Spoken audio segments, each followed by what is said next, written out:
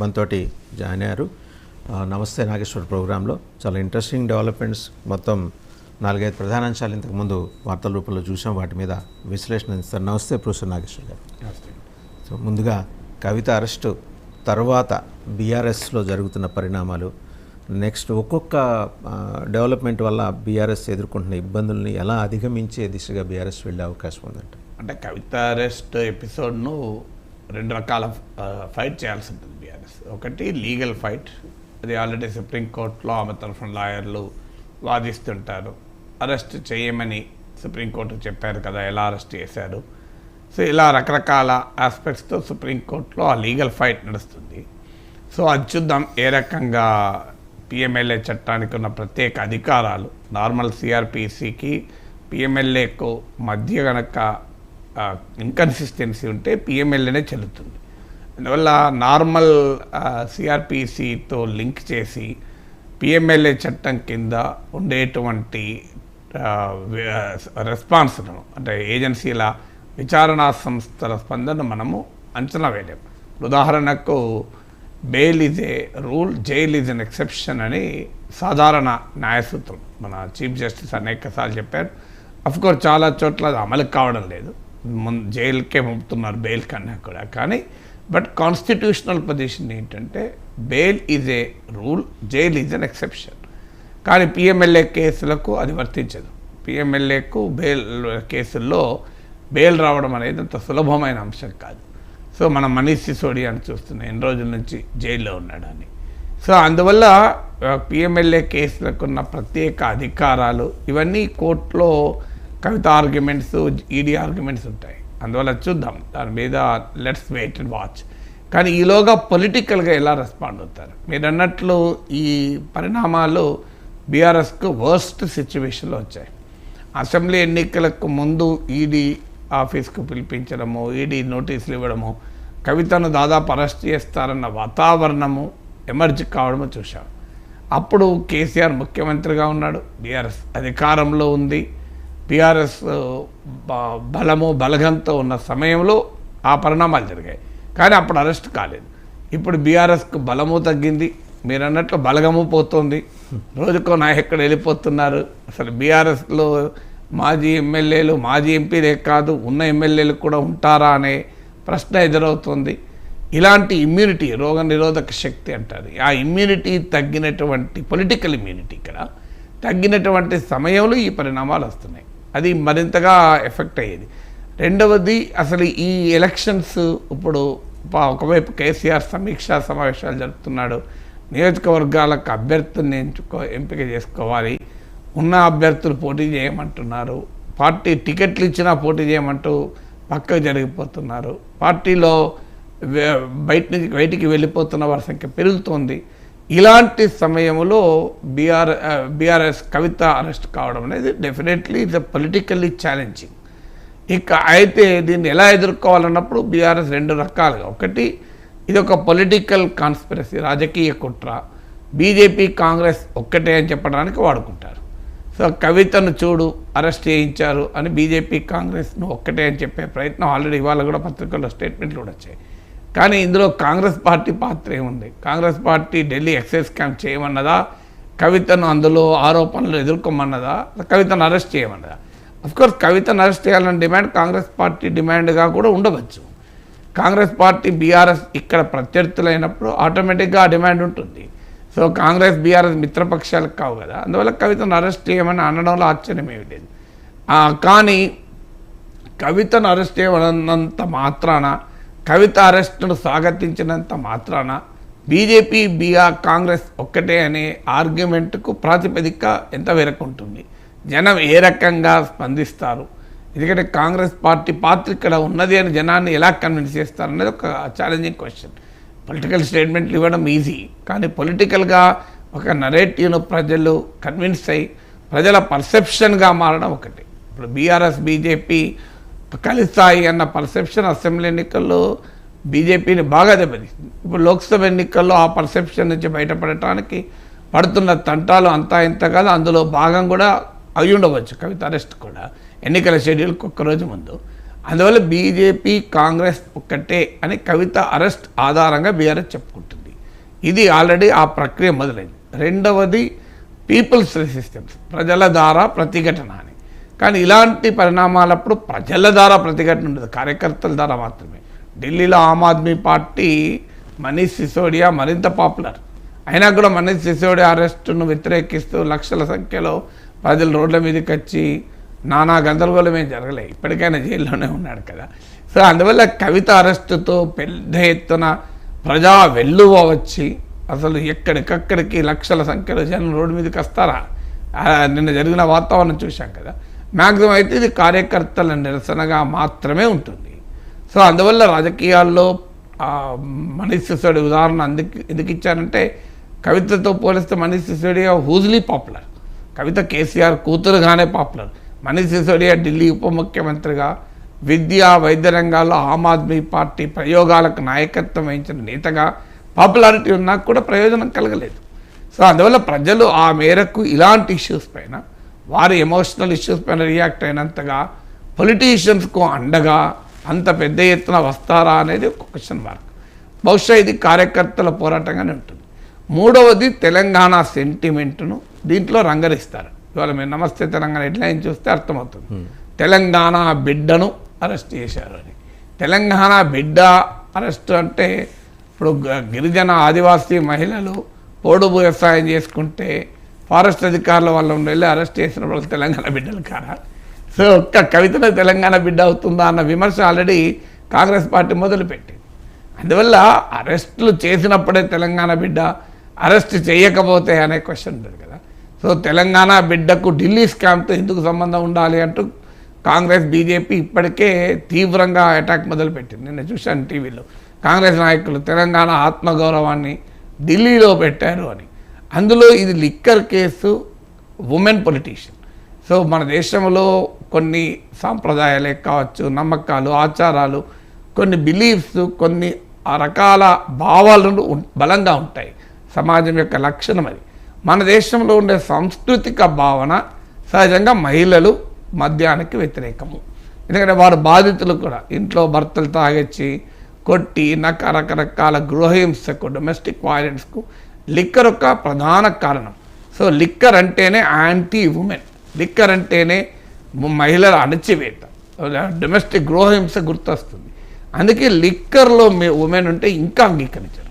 ఇప్పుడు సమాజంలో నమ్మినవారు ఒకవేళ ఇదంతా రాజకీయ కుట్ర, కవితకు సంబంధం లేదని నమ్మేవారు ఉంటారు, లేదు కవితకు సంబంధం ఉండవచ్చు అని నమ్మేవాళ్ళు ఉంటారు, ఉంది అని నమ్మేవాళ్ళు కూడా ఉంటారు. ఏది ఇదంతా మనంగా తేల్చేది, కోర్టులు తేల్చాలనే వాళ్ళు కూడా ఉంటారు.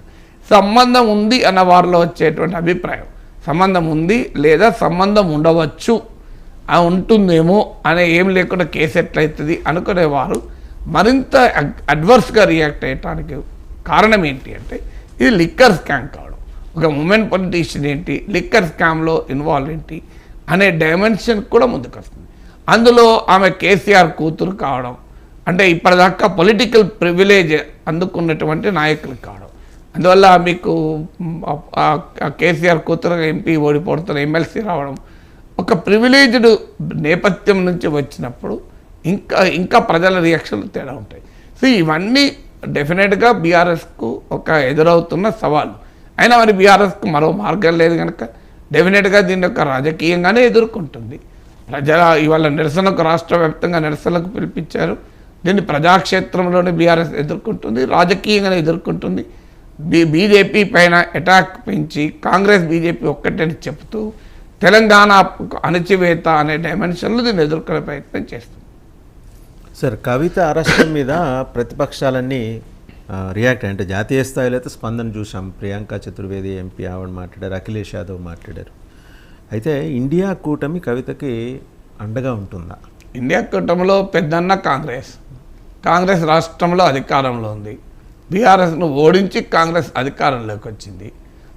కాంగ్రెస్ బీజేపీ కలిసి బీఆర్ఎస్కు నష్టం చేస్తున్నాయి, కవితను అరెస్ట్ చేయించారని ఆల్రెడీ బీఆర్ఎస్ నేతలు విమర్శిస్తున్నారు. ఇలాంటి సమయంలో కాంగ్రెస్ ఎందుకు అనుకూలంగా రియాక్ట్ అవుతుంది? కాంగ్రెసే కదా డిమాండ్ చేసింది కవితను అరెస్ట్ చేయమని. కాంగ్రెస్కు ప్రధాన ప్రత్యర్థి బీఆర్ఎస్. అందువల్ల ఇండియా కూటమిలో పెద్ద నాయకత్వంలో ఉన్న కాంగ్రెస్ పార్టీ కేసీఆర్కు కుటుంబానికి అండగా వచ్చే అవకాశమే లేదు. ఎందుకంటే దేశవ్యాపితంగా కూడా బీజేపీ మిత్రులను ఎవరిని కేసీఆర్ కలవలే. దేశమంతా తిరిగి ఫెడరల్ ఫ్రంట్ అని అది ఇది మాట్లాడినప్పుడు కాంగ్రెస్ పార్టీ మిత్రుల్ని, కాంగ్రెస్ పార్టీకి ఆ మిత్రులు కావలే వచ్చే అవకాశం ఉన్న వాళ్ళే కలిశారు. సో అప్పటి నుంచి కాంగ్రెస్కు అనుమానం ఏంటంటే మోడీ మిషన్లో భాగమే కేసీఆర్ దేశమంతా తిరుగుతున్నాడు అన్నట్లుగానే కేసీఆర్కు మిత్రుడుగా ఉన్న కుమారస్వామి ఎన్డీఏలోనే చేరిపోయాడు. సో అందువల్ల కేసీఆర్ కలిసిన విపక్ష నేతల జాబితా చూస్తే దేవగౌడ, కుమారస్వామి ఇప్పుడు ఆల్రెడీ ఎన్డీఏలో ఉన్నారు, నితీష్ కుమార్ ఎన్డీఏలో ఉన్నారు, అఖిలేష్ యాదవ్, మమతా బెనర్జీ, స్టాలిన్, శరద్ పవార్, మీకు ఉద్ధవ్ థాక్రే, అరవింద్ కేజ్రీవాల్, పినరాయి విజయన్ వీళ్ళందరూ కూడా ఆల్రెడీ బీజేపీకి వ్యతిరేకంగా ఉన్నవాళ్ళు. ఇందులో కొత్తగా కేసీఆర్ వెళ్ళి మమతా బెనర్జీ బీజేపీకి వ్యతిరేకంగా నిలబెట్టేది ఏమీ లేదు. వీళ్ళందరినీ కలిసి మనం బీజేపీకి వ్యతిరేకంగా, కాంగ్రెస్కు వ్యతిరేకంగా ఇంకో కూటమి కడదామని కేసీఆర్ ప్రయత్నం చేసిన మాట అందరికీ తెలుసు. సో అందువల్ల కాంగ్రెస్ పార్టీ సహజంగా కేసీఆర్ పైన అభిప్రాయం ఏంటంటే it is part of the mission Modi. అంటే బీజేపీకి అనుకూలంగా కాంగ్రెస్ పార్టీ నుంచి మిత్రపక్షాలను దూరం చేసే ప్రయత్నంగానే మా కేసీఆర్ చేశాడని వారి అనుమానం. అందుకే మీకు రాహుల్ గాంధీ తెలంగాణలో పబ్లిక్ మీటింగ్లో కూడా చెప్పారు, ఇండియా కూటమికి కేసీఆర్ను పిలిచే ప్రసక్తే ఉండకూడదని నేను కూటమిలోనే చెప్పాను అని. అందువల్ల ఇండియా కూటమిగా రియాక్ట్ అవుతారని అనుకోను. అయితే అఖిలేష్ యాదవ్ రియాక్ట్ అయ్యాడు, ఆయనకు వ్యక్తిగత సంబంధాలు ఉండొచ్చు. శివసేన ఎంపీ ప్రియాంక చతుర్వేది ఒక్కటే రియాక్ట్ అయ్యారు, మిగతా వారు ఎవరు ఎక్కడా రియాక్ట్ కాలేదు. ఎందుకంటే వారికి కాంగ్రెస్ పార్టీ మిత్రపక్షమైన ఈ రాష్ట్రంలో స్టేక్స్ లేవు కనుక, కేసీఆర్తో వ్యక్తిగతంగా రిలేషన్షిప్ కూడా ఉండడం, బీజేపీ ప్రభుత్వం అరెస్ట్ చేసింది కనుక, తమ దగ్గర కూడా బీజేపీకి వ్యతిరేకంగా తాము పోరాడుతున్నారు కనుక, కాంగ్రెస్ బీఆర్ఎస్ మధ్య ఉండే పొలిటికల్ ఈక్వేషన్తో సంబంధం లేకుండా బీజేపీకి తమకు ఉన్న పొలిటికల్ ఈక్వేషన్ ఆధారంగా వాళ్ళు రియాక్ట్ అయ్యారు. ఒక్కసారి కాంగ్రెస్ పొలిటికల్ ఈక్వేషన్ రంగంలోకి దిగిన మరుక్షణం వీళ్ళు కూడా రియాక్ట్ అవుతారని అనుకోను. ఇక BSP RS Praveen Kumar react అయ్యాడు. ఆయన అసెంబ్లీ ఎన్నికలకు ముందు కేసీఆర్ను తీవ్రంగా అభిశంసించిందే, కవితను తీవ్రంగా విమర్శించారు. ఇప్పుడు బీఆర్ఎస్తో పొత్తులో ఉన్నారు కనుక సహజంగానే ఇది అప్రజాస్వామికం, మోడీ అణచివేత అని అంటారు. ఇంకేమంటారు బీఎస్పీ ఇప్పుడు అసలు బీఆర్ఎస్తో కలిసి పోటీ చేస్తున్న సమయంలో. అందువల్ల పెద్దగా విపక్షాల నుంచి మద్దతు వస్తుందని అనుకోను. మీకు classic example Chandrababu Naidu United Front కన్వీనర్గా, ఎన్డీఏలో కీలక పాత్రధారిగా, ఒక రకంగా ఎన్డీఏ సారథిగా చంద్రబాబు నాయుడుకున్న నేషనల్ పొలిటికల్ రికగ్నిషన్ మనందరికీ తెలుసు. దాంతోపాటు ఆయన జాతీయ స్థాయిలో ఆయనకున్న గుర్తింపు కూడా మనకు తెలుసు. అలాంటి చంద్రబాబు నాయుడు అరెస్ట్ అయితే కూడా మీరు అక్కడ ఇక్కడ 2-3 స్టేట్మెంట్లు వచ్చాయి తప్ప ఇంకేం రాలేదు. ఎందుకంటే చంద్రబాబు నాయుడు బీజేపీతో కలుస్తున్నాడన్న సంగతి తెలిసిన తర్వాత ఇండియా కూటమి నేతలు మమతా బెనర్జీ ఇలాంటి వాళ్ళు 1-2 స్టేట్మెంట్లు ఇచ్చారు. ఇంకా అప్పటికీ చంద్రబాబు నాయుడు బీజేపీలో చేరలేదు కనుక, కానీ రియాలిటీలో ఎక్కడ రియాక్ట్ కాలేదు జాతీయ స్థాయిలో. ఎందుకంటే జాతీయ స్థాయిలో రియాక్ట్ కావాలి అంటే నువ్వు ఎన్డీఏ కూటమిలోనైనా ఉండాలి, ఇండియా కూటమిలోనైనా ఉండాలి. ఎన్డీఏలో ఉంటే నీకు బీజేపీ దాని మిత్రపక్షాలు అండగా రియాక్ట్ అవుతాయి. నువ్వు ఇండియా కూటమిలో ఉంటే వాళ్ళు రియాక్ట్ అవుతారు. సో కేసీఆర్ ఇండియా కూటమిలో లేడు, ఎన్డీఏ కూటమిలో లేడు. రాష్ట్రంలో ఆయనకు ఎన్డీఏ ప్రతినిధి, ఇండియా కూటమి ప్రత్యర్థి, ఎన్డీఏ కూడా ప్రత్యర్థి. అందువల్ల ఈ రాష్ట్రంలో ఉన్న రాజకీయ పరిస్థితుల వల్ల కానీ కేసీఆర్ అనుసరించేటువంటి ఊగిసలాట వైఖరి, వోలటైల్ పొలిటికల్ స్టాండ్ జాతీయ రాజకీయాలు, ఎప్పుడు బీజేపీతో కలుస్తాడో, ఎప్పుడు కాంగ్రెస్తో కలుస్తాడో అన్న అనుమానంతో చూస్తారు కనుక కవిత అరెస్టు పైన జాతీయ స్థాయిలో కేసీఆర్కు మద్దతు రావడం అనేది అనుమానమే. ఈ ఢిల్లీ లిక్కర్ స్కామ్ వచ్చిన తర్వాతనే ఆమ్ ఆద్మీ పార్టీకి, బీఆర్ఎస్కు, అరవింద్ కేజ్రీవాల్కు, కేసీఆర్కు మధ్య కొత్త స్నేహం చిగురించింది. మీకు అంతకుముందు ఆప్ నాయకులు ఇక్కడికి వచ్చి కేసీఆర్ ఒక పెద్ద అవినీతిపరుడు, కేసీఆర్ ప్రభుత్వంపై పోరాటం, తెలంగాణలో కూడా మేము పోరాటం అని మాట్లాడేవారు. తెలంగాణలో యూనిట్ పెట్టి నడిపారు కూడా కొంతకాలం. కానీ ఎప్పుడైతే ఈ ఢిల్లీ లిక్కర్ స్కామ్ బయటకు వచ్చిందో కేసీఆర్కు చాలా సన్నిహితమైన రాజకీయ నాయకులుగా ఆప్ నాయకులు మారిపోయారు. అందుకే ఖమ్మం మీటింగ్కు కేజ్రీవాల్, భగవత్ మాన్ కూడా వచ్చారు. ఒక రకంగా లిక్కర్ స్కామ్ ఆప్ను, బీఆర్ఎస్ను కలిపింది. సో మళ్ళీ ఏమన్నా రియాక్ట్ అయితే కాపు కూడా రియాక్ట్ అయినట్లేదు. వాళ్ళు ఏమైనా రియాక్ట్ అయితే అనుకూలంగా కావచ్చు. ఎందుకంటే వారికి వీరికి మధ్య సంబంధం లిక్కర్ స్కామే కనుక లిక్కర్ స్కామ్ ఆరోపణలే ఇద్దరిని జైలుకు పంపిస్తున్నాయి కనుక ఇద్దరు కలిసే అవకాశం అక్కడ ఉండవచ్చు. మిగతా వాళ్ళు రియాక్ట్ అవుతారని చూడండి. కాంగ్రెస్ పార్టీలో ఇండియా కూటమిలో భాగస్వామి ఆ విషయంలో కూడా మనం చూసాం. ఢిల్లీ కాంగ్రెస్ నేతలు మనీష్ సిసోడియా అరెస్ట్ను స్వాగతించడమే కాదు, అరెస్టు మేమే కోరామని కూడా అన్నారు. ఇక్కడ కూడా అదే జరుగుతుంది. కవిత అరెస్ట్ను కాంగ్రెస్ స్వాగతించడమే కాకుండా మేమే కోరాం కదా అని చెప్తారు. Right sir. ఇక ఆంధ్రప్రదేశ్ రాజకీయాల్లోకి వస్తే కనుక కడపలో YS Jagan family versus Viveka కుటుంబం ఇది ఉధృతి పెరిగింది. అలా కూడా చెప్పలే. వైఎస్ జగన్ ఫ్యామిలీలో షర్మిల కూడా వస్తారు కదా. షర్మిల వివేకా ఫ్యామిలీతో ఉన్నారు. So Jagan versus rest of the ఫ్యామిలీగా ఉండే సూచనలు కనబడుతున్నాయి. ఒక రకంగా వైఎస్ రాజశేఖర రెడ్డి వారసత్వంతో జగన్ ఆంధ్రప్రదేశ్లో రాజకీయం చేస్తుంటే వివేక వారసత్వంతో అక్కడ కడపలో పోటీ పడే సూచన కనబడుతుంది. అందులో వైఎస్ వారసత్వం కూడా మాదే అని చెప్తూ సో జగన్ వర్సెస్ వివేక కుటుంబము అనేది చాలా క్లియర్గా కనబడుతుంది. ఎందుకంటే చూస్తుంటే ఇప్పుడు సునీత పోటీ చేస్తుందా లేదా వివేకానందరెడ్డి సతీమనే పోటీ చేస్తుందా, సౌభాగ్యమ్మ గారు ఆమె కూడా వచ్చి రియాక్ట్ అయ్యారు. సో షర్మిల క్లియర్గా ఈ విషయంలో నేను సునీతతో ఉంటాను. మొదట్లో కూడా ఆమె అనుకూలంగానే సునీతకు అనుకూలంగా వివేక హత్య పైన అనుమానాలు వ్యక్తం చేస్తూనే షర్మిల కూడా మాట్లాడారు. షర్మిల, సునీత, అలాగే మీకు వివేకానంద సతీమణి సౌభాగ్యమ్మ. ఇక మిగిలింది ఎవరు? అటువైపు జగన్ మిగిలాడు. జగన్ సతీమణి భారతి గారి బంధువులు ఉన్నారు. ఇప్పుడు భాస్కర్ రెడ్డి, అవినాష్ రెడ్డి వీళ్ళంతా అటువైపు బంధువులు. సో ఇక విజయమ్మ ఎలా రియాక్ట్ అవుతారో అనేది ఇప్పుడు ఇందులో కీలకమైన అంశం. సో విజయమ్మ ఏ రకంగా రియాక్ట్ అవుతారు? ఎందుకంటే విజయమ్మ తరఫున ఉన్న బంధువులు సుబ్బారెడ్డి కానీ వీళ్ళు కానీ, అలాగే భారతి గారి తరఫున ఉన్న బంధువులు జగన్తో ఉన్నారు. రాజశేఖర్ రెడ్డి తరఫున ఉన్న వివేకానందరెడ్డి వైపు ఉన్నవారు క్లియర్గా జగన్ వ్యతిరేకంగా ఉన్నారు. అంటే మొత్తం కుటుంబం అంతా లేకపోయినా కూడా ఈ ఎపిసోడ్ పైన రియాక్ట్ అవుతున్న తీరు చూస్తే అందువల్ల క్లియర్గా కడపలో ఇది ఒక ఫ్యామిలీ స్ట్రగుల్గా, వివేక హత్య అంశంగా మరి పులివెందుల్లో కూడా పోటీ చేస్తారా, కడపలో పోటీ చేస్తారా, పోటీ చేస్తే మరి వీళ్ళు షర్మిల అండగా ఉంటుంది అన్నారు కనుక కాంగ్రెస్ పార్టీ తరఫున పోటీ చేస్తారా, లేదా తెలుగుదేశంలో చేరి అక్కడ పోటీ చేస్తారా? తెలుగుదేశంలో చేరినప్పుడు ఆ పొలిటికల్ నరేటివ్ మారిపోతుంది కదా. వివేక హత్య అంశమైన టీడీపీతో కలవడాన్ని వైఎస్ అభిమానులు, వివేక అభిమానులు యాక్సెప్ట్ చేస్తారా? కాంగ్రెస్తో కలిస్తే అసలు ప్రభావం చూపెట్టగలుగుతారా? కాంగ్రెస్ పార్టీ తరఫున పోటీ చేస్తే వివేక సతీమణ కూతురు తెలుగుదేశం మద్దతు ఇస్తుందా, పోటీ చేయకుండా ఉంటుందా, బలహీనమైన అభ్యర్థిని పెడుతుందా? ఇవన్నీ కూడా క్వశ్చన్స్ ఉన్నాయి. ఒకటి మాత్రం నిజం, వివేక హత్యను 2024లో ఎన్నికల సమయంలో జగన్ ఎదుర్కొనే అస్త్రాలలో ఒక అస్త్రంగా ఆయన ప్రత్యర్థులకు మారుతోంది. 2, వైఎస్ వివేక కూతురు సతీమణి దీన్ని ఇంకా లీగల్ బ్యాటిల్గానే చూడడం లేదు.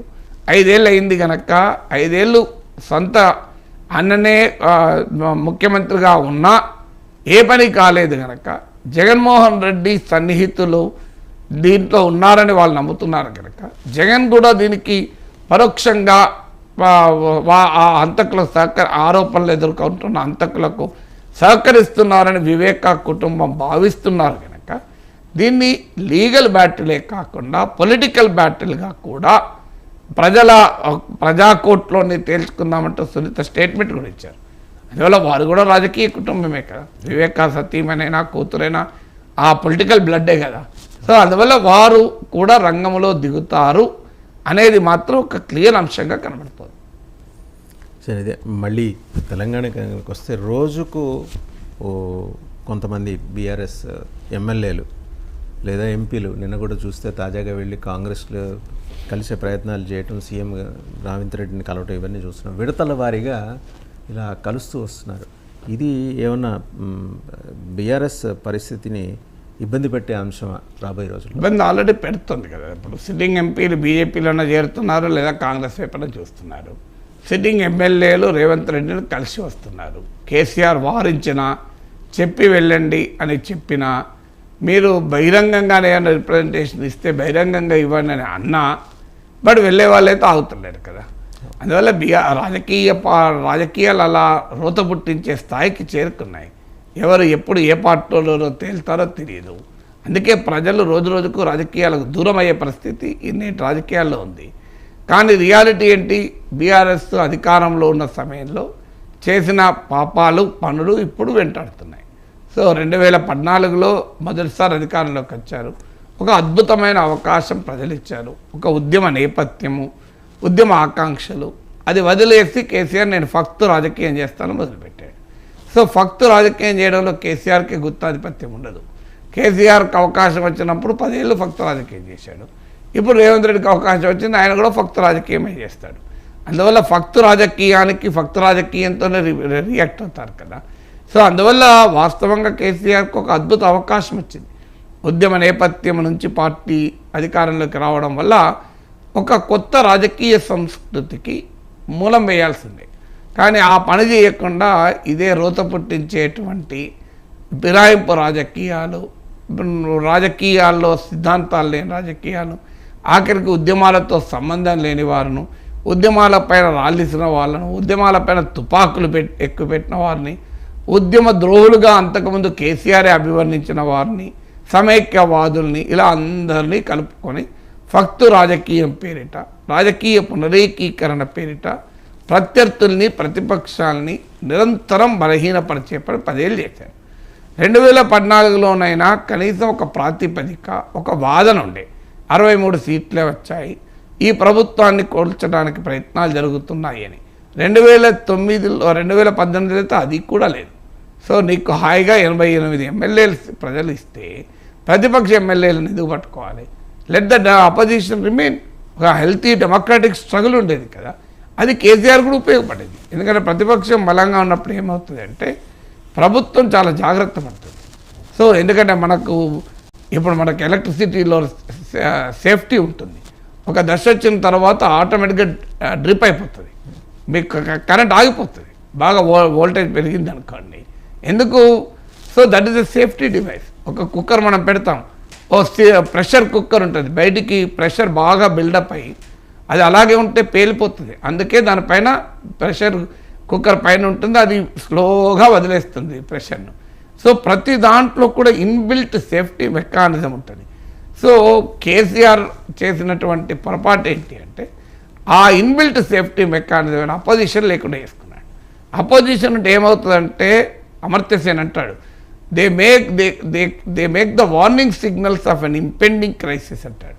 ప్రతిపక్షాలు కానీ అంటే మల్టీ పార్టీ సిస్టమ్, బహుళ పార్టీ రాజకీయ వ్యవస్థ కానీ స్వేచ్ఛాయుత మీడియాని అంటే ఒక రాబోయే సంక్షోభ ప్రమాద గంటికలు మోగిస్తారు. ప్రతిపక్షం బలంగా ఉందనుకోండి, ప్రభుత్వం పట్ల ఒక చిన్న అసంతృప్తి ఒక అంశం పైన ఉందనుకో, వెంటనే ప్రతిపక్షాలు గోల చేస్తాయి. దాంతో అర్థమవుతుంది, ఓహో something is going wrong, let us correct అని. అందువల్ల ఒక బలమైన ప్రతిపక్షం ఉండడం అధికారంలో ఉన్న వారికి అడ్వాంటేజ్. కానీ ఆ రకమైన ప్రజాస్వామిక స్వభావాన్ని కనబరచకుండా ప్రతిపక్షాన్ని లేకుండా చేస్తే తనకు రాజకీయ పోటీ ఉండదు అని కేసీఆర్ భావించారు. అది ప్రజలు అంగీకరించారు. ఎందుకంటే అల్టిమేట్గా కేసీఆర్ కూడా అర్థం కావాల్సింది అంటే ప్రతిపక్షం లేకుండా చేయడం సాధ్యం కాదు. ఒక ప్రతిపక్ష పార్టీని లేకుండా చేయొచ్చు, ప్రతిపక్షాన్ని లేకుండా చేయలేము. ప్రతిపక్ష పార్టీలు లేకుండా కేసీఆర్ చేస్తే ప్రజలే ప్రతిపక్షమై కేసీఆర్ ఓడించారు. నిజంగా కాంగ్రెస్ ఓడించిందని చెప్పలేము, ప్రజలు కేసీఆర్ కుటుంబాన్ని ఓడించదలుచుకున్నారని ఓడించారు. ఇందుకు క్లియర్గా అర్థమవుతుంది కదా.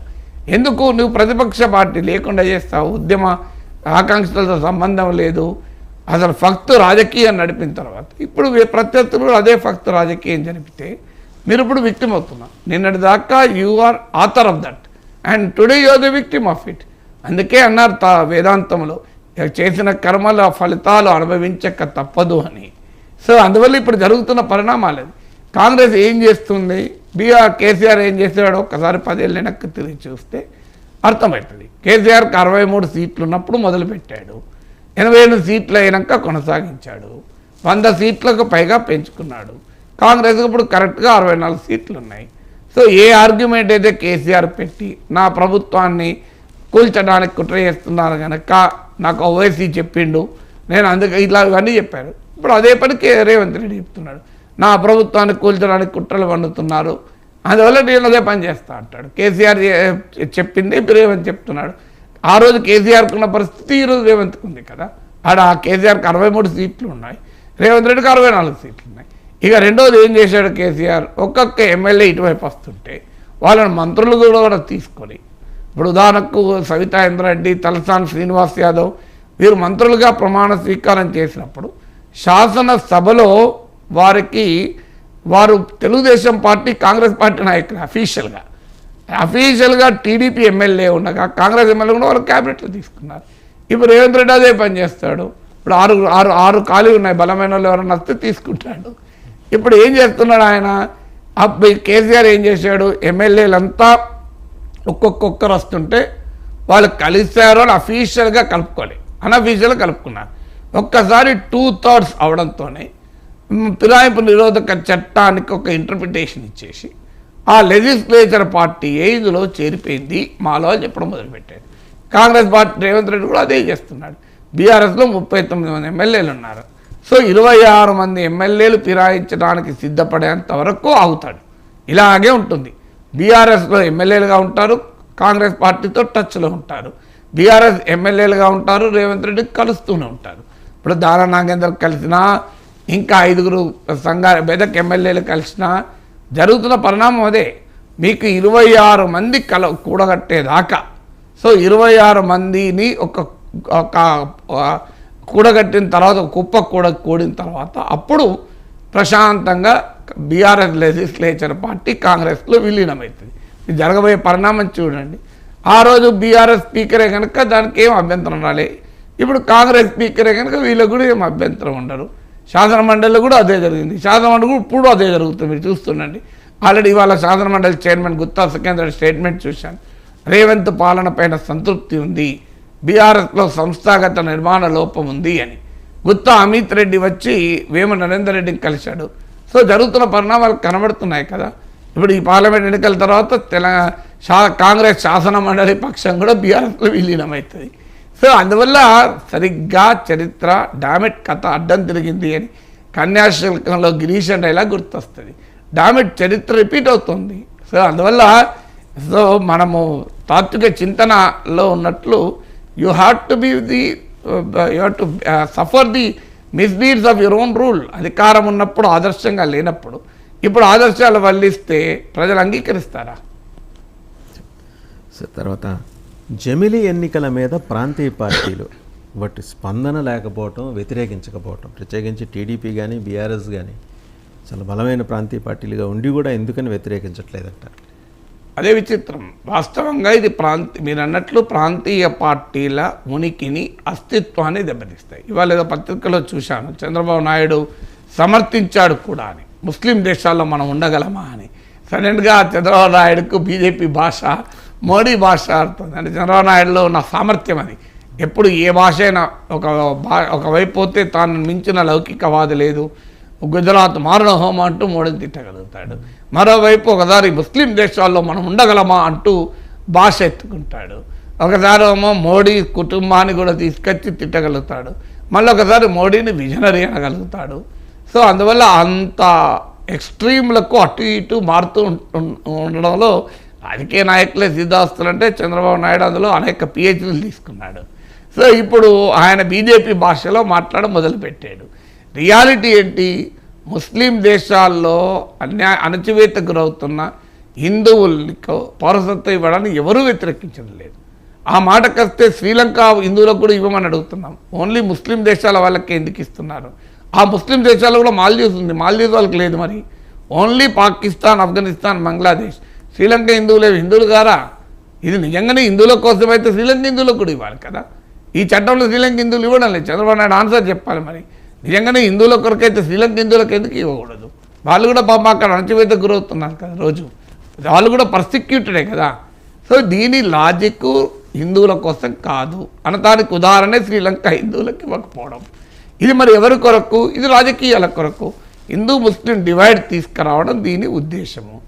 అన్ఫార్చునేట్లీ ఒక పరిణామాన్ని మెరిట్స్ ఆధారంగా కాకుండా తమ పాలిటిక్స్ ఆధారంగా రాజకీయ నాయకులు రియాక్ట్ అవుతారు. మోడీతో ఉన్నప్పుడు ఒక రకంగా రియాక్ట్ అవుతారు. ఇప్పుడు ఉదాహరణకు ఎన్డీఏలో కనుక టీడీపీ ఉండుండకపోతే చంద్రబాబు నాయుడు మామూలుగా విమర్శించేవాడు కాదు. ఇది అన్యాయం, దేశ లౌకిక రాజ్యాంగాన్ని భ్రష్టు పట్టిస్తున్నారు అంటూ విమర్శించేవాడు. సో ఇప్పుడు బీజేపీతో ఉన్నాడు కనుక దాన్ని సమర్థిస్తూ మాట్లాడుతున్నారు. సో అల్టిమేట్గా హిందువుల కోసమే అయితే ఖచ్చితంగా ఇక్కడే కాదు, ప్రపంచంలో ఎక్కడ హిందువు అనే వ్యక్తి తన మత విశ్వాసాల వల్ల ఇబ్బంది పడితే భారతదేశానికి రాక నీకు ఎక్కడికి పోతారండి? It the home of Hindus. 80% హిందువులే కదా. 80% హిందూ జనాభా ఉన్న భారతదేశానికి రాకుండా హిందువులు ఇంకెక్కడికి పోతారు? 110 కాదు 200% ప్రపంచంలో తమ హిందూ మత విశ్వాసాల వల్ల ఇబ్బంది పడ్డ ఏ హిందువు అయినా సో వెళ్ళగలిగింది మాతృభూమి భారతదేశం అవుతుంది కదా. ఎందుకంటే 80% మంది హిందువులు ఇక్కడే ఉన్నారు, భారత జనాభాలో 80% ఇక్కడే ఉన్నారు. ప్రపంచంలో ఎక్కడ హిందువులు ఉన్నా వాళ్ళ ఆరిజిన్ భారత సంతతే కదా. అందువల్ల హిందువులకు పౌరసత్వం ఇవ్వడానికి ఎవరూ వ్యతిరేకం కాదు. బేసిస్ మతానికి పౌరసత్వానికి లింక్ చేయడమే ప్రమాదకరం. అది ఆధునిక ప్రజాస్వామిక రాజ్యాంగ లక్షణం కాదు. ఈ విషయం బీజేపీతో ఉంటే గుర్తురాదు, బీజేపీతో లేకపోతే గుర్తొస్తుంది. ఒకవేళ చంద్రబాబు నాయుడు బీజేపీతో ఉండకపోతే మామూలుగా దీన్ని ప్రజెంట్ చేసేవారు కాదు. ఇక రెండవది ఏంటంటే బీజేపీ ఎప్పుడైతే దీన్ని హిందూ ముస్లిం నెరేటివ్ని బిల్డ్ చేసిందో బీఆర్ఎస్ లాంటి పార్టీలు, వైసీపీ లాంటి పార్టీలు కూడా వెనుకాడుతున్నాయి. గట్టిగా మాట్లాడితే మాకు హిందూ ఓటు పోతుందేమో, ఎందుకంటే మమ్మల్ని హిందూ వ్యతిరేకులు అనుకుంటారేమో అని. ఇప్పుడు నేను చెప్పినంత స్పష్టంగా చెప్పడానికి ఏ ప్రాబ్లం ఏంటి?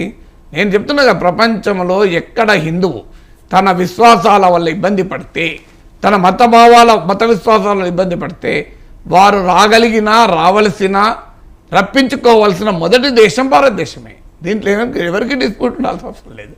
సో అందువల్ల కానీ బీజేపీ ఇచ్చిన పోలరైజ్ నరేటివ్ను దాటి ఆలోచించలేని, రాజకీయ సృజనాత్మకత లేని రాజకీయ పార్టీలను చూస్తున్నాం మనం. సో అందువల్ల బీజేపీకి మద్దతు ఇవ్వాలి కనుక సిఏఏ పైన ఈ వైఖరి తీసుకుంటున్నారు. అలాగే జమిలీ ఎన్నికల పైన కూడా ఇదే వైఖరి తీసుకుంటున్నారు. ఇప్పుడు జమిలీ ఎన్నికల పైన కూడా 3 ప్రాంతీయ పార్టీలు బీఆర్ఎస్, టీడీపీ, మీకు వైసీపీ, వాస్తవంగా వీరి ఉనికికి ప్రమాదకరం. ఎందుకు ప్రమాదకరం అంటే మీరు దేశవ్యాప్తంగా పార్లమెంట్ ఎన్నికల, అసెంబ్లీ ఎన్నికల ఓటింగ్ సరళిని చూడండి. అసెంబ్లీ ఎన్నికలతో పోలిస్తే పార్లమెంట్ ఎన్నికల్లో బీజేపీకి ఎక్కువ ఓటింగ్ వస్తుంది. ఎందుకంటే మీరు ఆ తెలంగాణ చూడండి, 2018లో బీజేపీకి 7% ఓట్లు వచ్చాయి. 5 సిట్టింగ్ ఎమ్మెల్యే ఉంటే 4 ఓడిపోయి 1 గెలిచారు. కానీ 2019 లోక్సభ ఎన్నికలకు వచ్చే వరకు బీజేపీకి 4 ఎంపీ సీట్లు వచ్చాయి, 20% సుమారుగా ఓట్లు వచ్చాయి, అబౌవ్ 19%. సో మీకు ఇది తెలంగాణ ఉదాహరణ. కర్ణాటక బీజేపీ 2018లో అసెంబ్లీ ఎన్నికల్లో ఓడిపోయింది, సింగిల్ లార్జెస్ట్ పార్టీగానే మిగిలింది. కానీ లోక్సభ ఎన్నికలకు వచ్చే వరకు 25 to 28 సీట్లు గెలుచుకున్నారు. ఢిల్లీ అసెంబ్లీ ఎన్నికల్లో తుడిచిపెట్టుకుపోయింది బీజేపీ, లోక్సభ ఎన్నికల్లో 7 ఎంపీ సీట్లు గెలుచుకుంది. ఒడిస్సా అసెంబ్లీ ఎన్నికల్లో చూసిన పర్ఫార్మెన్స్తో పోలిస్తే బెటర్గా ఎంపీ రిజల్ట్స్ వచ్చాయి, 8 ఎంపీ సీట్లు ఒరిస్సాలో వచ్చాయి. ఒరిస్సాలోనైతే పార్లమెంట్ ఎన్నికలు, అసెంబ్లీ ఎన్నికలు కలిపి జరుగుతాయి. కలిపి జరిగినప్పుడు కూడా BJP performance in parliament elections was far superior. Rajasthan, Madhya Pradesh, Chhattisgarh 2018లో ఈ 3 రాష్ట్రాల అసెంబ్లీ ఎన్నికలు జరిగితే బీజేపీ ఓడిపోయి కాంగ్రెస్ ప్రభుత్వాలు వచ్చాయి. 2019 లోక్సభ ఎన్నికలకు వచ్చేవరకు ఏడాది తిరగక ముందే వితిన్ ఫ్యూ మంత్స్ 65 సీట్లు ఈ 3 రాష్ట్రాల్లో మోర్ దెన్ 60 సీట్లు బీజేపీ గెలుచుకుంది. అందువల్ల దేశవ్యాప్తంగా భారతీయ జనతా పార్టీకి జాతీయ ఎన్నికల్లో బెటర్ ఓటింగ్ వస్తుంది. అందుకే వారు జమిలీ ఎన్నికలు కోరుకుంటున్నారు. అందువల్ల పార్లమెంట్ ఎన్నికలతో పాటే అసెంబ్లీ ఎన్నికలు, స్థానిక సంస్థల ఎన్నికలు జరిగితే జాతీయ అంశాల ప్రభావం వల్ల తమకు రాజకీయ ప్రయోజనం కలుగుతుందన్న ఉద్దేశంతో జమిలీ ఎన్నికలు చేస్తున్నారు. ఈ అంశాన్ని కాంగ్రెస్, భారతీయ జనతా పార్టీని వ్యతిరేకించే పార్టీలు గుర్తించలేకపోతున్నాయి. ఎప్పుడైనా పార్లమెంట్ ఎన్నికల్లో జాతీయ పార్టీలు లాభం ఉంటుంది. మీకు 2004, 2009లో జరిగిన లోక్సభ ఎన్నికలు, అసెంబ్లీ ఎన్నికల సరళి కూడా ఉమ్మడి రాష్ట్రంలో కంపేర్ చేయండి. కాంగ్రెస్, రాజశేఖర నాయకత్వంలో కాంగ్రెస్ పార్టీ కూడా అసెంబ్లీ ఎన్నికల్లో పర్ఫార్మెన్స్ కన్నా లోక్సభ ఎన్నికల్లో బెటర్ పర్ఫార్మెన్స్ చూపింది. సో అప్పుడు కూడా తెలుగుదేశంకి అనుభవం ఉంది. జాతీయ పార్టీలకు డెఫినెట్గా ఎడ్జ్ ఉంటుంది, బీజేపీ లాంటి పార్టీకి మరింత ఎడ్జ్ ఉంటుంది. అయినా ప్రాంతీయ పార్టీలు గుర్తించడానికి నిరాకరిస్తున్నాయి. నేను పత్రికలో చదివాను, 3 పార్టీలు కూడా రామ్నాథ్ కోవింద్ కమిటీ ముందు వ్యతిరేకిస్తూ ఏమీ లేఖలు ఇవ్వలేదు అని. గతంలో బీఆర్ఎస్ సమర్థించింది జమిలీ ఎన్నికల్ని, టీడీపీ సమర్థించింది, వైసీపీ కూడా సమర్థించింది. కారణం ఏంటంటే వీరికి బీజేపీతో ఉన్న ప్రత్యక్ష పరోక్ష అనుబంధాల కారణం, లేదా బీజేపీ పట్టున్న భయాలు కారణం తప్ప ఒక అంశం పైన మెరిట్ బేస్గా అది బీజేపీకి లాభంతో ఏముంటామన్న సంబంధం లేకుండా you take a stand based on the merit of the issue. ఎందుకు దేశంలో పార్లమెంట్ ఎన్నికలు, అసెంబ్లీ ఎన్నికలు, స్థానిక ఎన్నికలు ఒకేసారి జరిగితే ఎవరికి లాభం అనే ప్రాతిపదిక అయినా చూడాలి కదా. దేశానికి లాభం లేదా తర్వాత సంగతి. అసలు రాజ్యాంగ మౌలిక విధానాలకు వ్యతిరేకం. రాజ్యాంగం కావాలనే అసలు పార్లమెంట్ కేంద్రంలో ఒకరు, రాష్ట్రంలో ఒకరు అధికారంలో రావడానికి వీలు కల్పిస్తుంది. ఎందుకు వీలు కల్పిస్తుంది అంటే పొలిటికల్ పవర్ డిస్ట్రిబ్యూట్ కావాలన్నది రాజ్యాంగ నిర్మాతల ఉద్దేశం. అలాంటి రాజ్యాంగ స్ఫూర్తికి భిన్నమైన జమిలీ ఎన్నికల్ని తమ ఉనికి అస్తిత్వానికి ప్రమాదం ఏర్పడుతున్నా కూడా ఈ ప్రాంతీయ పార్టీలు మౌనంగా ఉండడం ఆశ్చర్యకరం, ఆందోళనకరం కూడా. సరే చివరిగా సార్, బహుజన్ సమాజ్ పార్టీకి 2 లోక్సభ సీట్లు వాళ్ళ ఒప్పందంలో భాగంగా ఇస్తున్నారు. ఒకటి హైదరాబాద్, 2 నాగర్ కర్నూలు. నాగర్ కర్నూలు నుంచి ఆర్ఎస్ ప్రవీణ్ కుమార్ గారు బీఎస్పీ రాష్ట్ర అధ్యక్షులు తెలంగాణ, వారే పోటీ చేస్తున్నారు.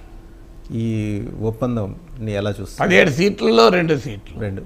2 సీట్లు అంటే హైదరాబాద్ సీట్లు ఎక్క కిందకే రాదు. వాస్తవంగా 1 సీట్ అంటే నెంబర్ కొరకు 2 ఇస్తున్నారు.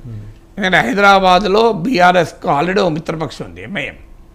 సో అనేక సార్లు కేసీఆర్ ఓపెన్గానే చెప్పాడు ఎంఐఎం మా మిత్రపక్షం అని. ఓవైసీ ఓపెన్గా కేసీఆర్కి అనుకూలంగా, ఎంఐఎంకి అనుకూలంగా అసెంబ్లీ ఎన్నికల్లో బీఆర్ఎస్ నేతల కన్నా గట్టిగా ప్రచారం చేశాడు. అయితే ఇప్పుడు మారిన రాజకీయ పరిణామాల్లో కొంత కాంగ్రెస్ వైపు దగ్గరగా అవుతున్నారు.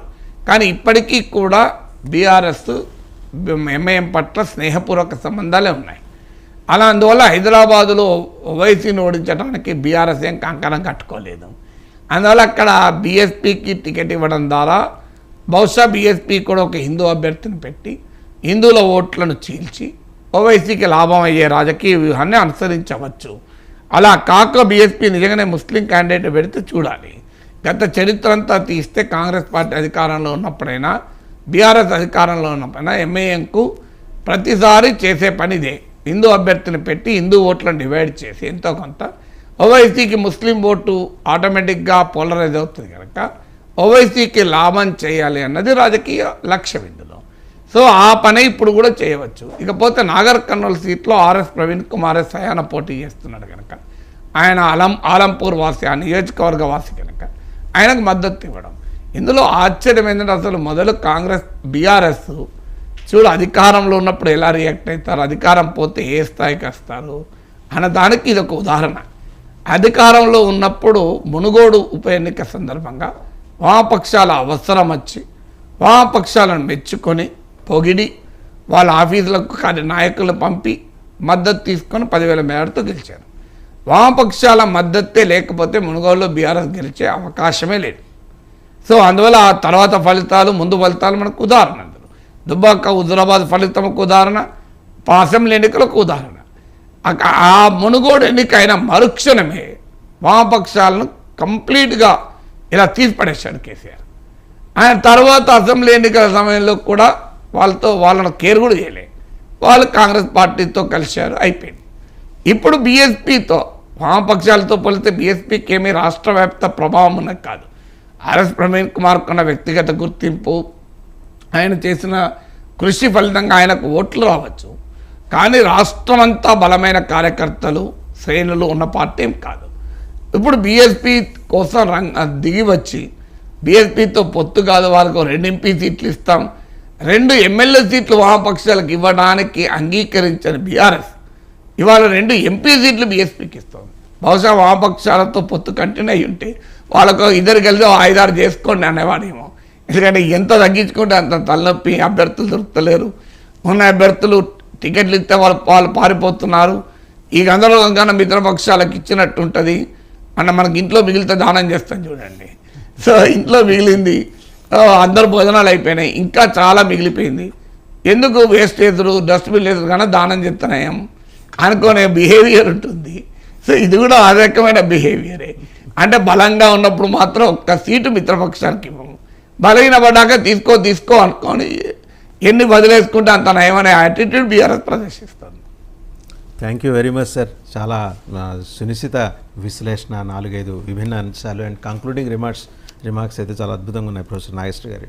ఇంట్లో మిగిలితే డస్ట్బిన్లో వేసే బదులు బయట ఇంకెవరికైనా దానం చేయొచ్చు కదా, ఆ పద్ధతిలో ఈరోజు బీఆర్ఎస్ వ్యవహరిస్తోంది. రేపు పొద్దున మళ్ళీ వామపక్షాలను కలుపుకున్న ఆశ్చర్యపోనక్కర్లేదు అనేది.